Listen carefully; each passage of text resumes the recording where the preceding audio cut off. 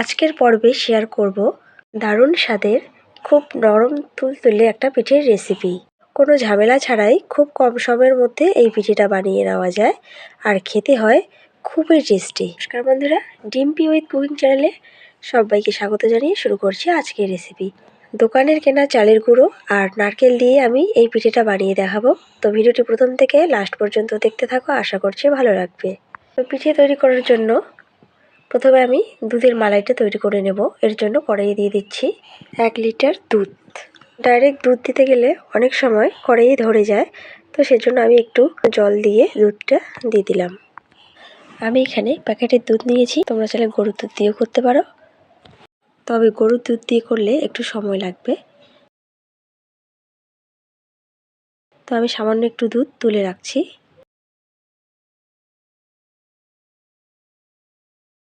দুধটাকে মিডিয়াম আঁচে রেখে খুব ভালোভাবে জাল দিয়ে নিতে হবে। দুধটা ঘন করতে একটু সময় লাগবে। তো ততক্ষণে আমি এদিকে বাকি কাজগুলি করে নিচ্ছি। এখানে নিয়েছি হাফ কাপ নারকেল কোড়া, আর ফ্লেভারের জন্য নিয়ে নিচ্ছি এলাচ গুঁড়ো। 2 চামচ দিয়ে দিচ্ছি চিনি। এর থেকে আর বেশি দেওয়ার দরকার নেই, কারণ বেশি দিলে খুব বেশি মিষ্টি হয়ে যাবে আর খেতে বেশি কিন্তু ভালো লাগবে না। আর এটাকে বাইন্ডিং করার জন্য লাগবে আমাদের চালের গুঁড়ো। তো দিয়ে দিচ্ছি চালের গুঁড়ো। আমি এখানে দোকানে যে পাওয়া যায় চালের গুঁড়ো, আতপ চালের গুঁড়ো, সেই শুকনো আতপ চালের গুঁড়োটা নিয়েছি। তোমরা যে কোনো মুদির দোকানে এই পিঠে বানানোর চালের গুঁড়োটা পেয়ে যাবে। সব কিছুকে ভালোভাবে এভাবে মেখে নেব হাত দিয়ে। তো দেখো সব কিছু ভালোভাবে মেখে নেওয়া হয়ে গেছে। এবার অল্প অল্প করে দুধ দিয়ে ডোটা তৈরি করে নেব। তো ডোটা এরকম হবে। তো আমার এখানে মনে হচ্ছিল একটু চালের গুঁড়ো দিতে হবে, তাই আমি একটু চালের গুঁড়ো দিয়েছি। ডোটাকে একটু শক্তভাবে বানিয়ে নিতে হবে।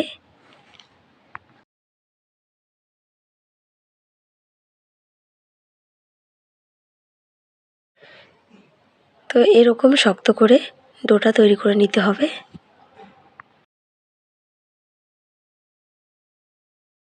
খুব বেশি নরম হলে কিন্তু হবে না, এরকম শক্ত করে ডোটা তৈরি করে নিতে হবে। এরপরে ছোট ছোট করে এরকম করে পিঠেগুলি বানিয়ে নেব।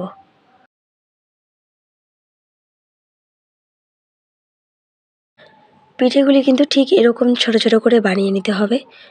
বেশি বড় হলে কিন্তু পিঠের ভিতরে দুধটা ঢুকতে পারবে না, তাহলে কিন্তু পিঠেগুলি খেতে শক্ত হবে। আর এরকম করে ছোট ছোট করে বানিয়ে নিলে কি হবে, পিঠেগুলি খুব সুন্দর সফট হবে, খেতেও খুব ভালো লাগবে আর দুধটাও ভালোভাবে ঢুকে যাবে ভিতরে।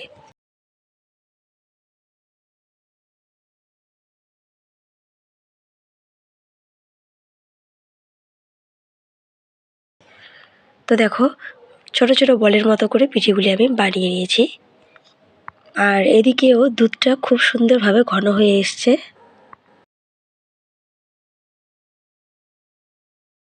এবার এখানে দিয়ে দিচ্ছি খেজুরের গুড়।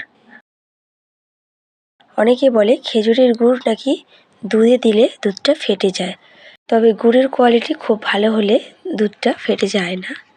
দেখো এখানে দুধটা কিন্তু ফেটে যায়নি, যেগুলো ভাসছে সেগুলি কিন্তু সর, দুধটা কিন্তু ফাটেনি। তো দুধটা আমার রেডি হয়ে গেছে। এবার বানিয়ে রাখা পিঠেগুলি দিয়ে দিচ্ছি।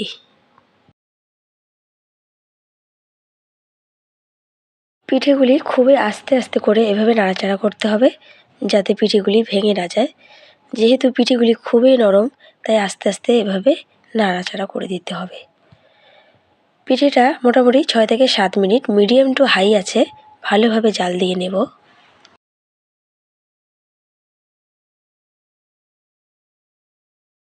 তো 7-8 মিনিট আমি পিঠেগুলি ভালোভাবে জাল দিয়ে নিয়েছি। খুব সুন্দরভাবে নরম হয়ে এসছে আর মালাইটাও খুব সুন্দর ঘন হয়ে এসছে।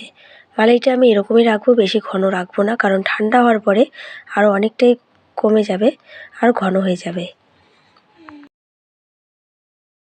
এবারে গ্যাসটা অফ করে 15 মিনিট আমি এভাবে ঢেকে রাখবো। 15 মিনিট পর ফিরে আসলাম। দেখো মালাইটা কত সুন্দর ঘন হয়ে এসেছে আর পিঠেগুলিও কিন্তু একদমই সফট হয়েছে। এই পিঠেগুলি এখন আমি একটা প্লেটে নামিয়ে নিচ্ছি। অনেকে আছে বিভিন্ন রকমের ঝামেলার জন্য পিঠে তৈরি করতে চান না, তবে এই পিঠেগুলো কিন্তু তৈরি করতে পারেন। এটা খুব সহজভাবে ঝামেলা ছাড়া মাত্র চালের গুঁড়ো আর নারকেল কোড়া দিয়ে বানিয়ে নেওয়া যায়, আর খেতে হয় খুবই নরম। তো বন্ধুরা, আজকের এই ভিডিওটি তোমাদের কেমন লাগলো অবশ্যই কমেন্ট করে জানাবেন। ভালো লাগলে লাইক করবেন, কমেন্ট করবেন আর বন্ধুদের সাথে অনেক অনেক শেয়ার করবেন। আর আমার চ্যানেলটিকে সাবস্ক্রাইব করে পাশে থাকবেন।